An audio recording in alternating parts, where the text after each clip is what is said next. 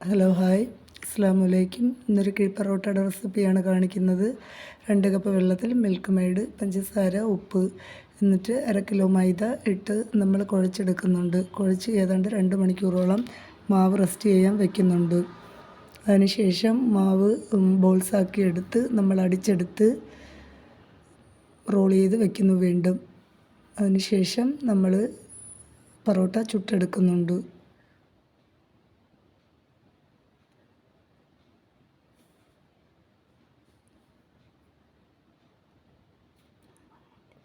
ചുട്ടെടുത്തതിന് ശേഷം നമ്മളതിനെ അടിച്ച് സെറ്റ് ചെയ്തെടുക്കുന്നുണ്ട്. ഓക്കെ.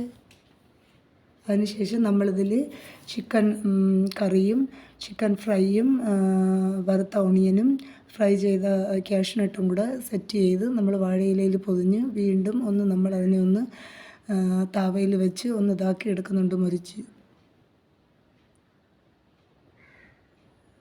അതിനുശേഷം ഉള്ള ഇതാണ് അടിപൊളി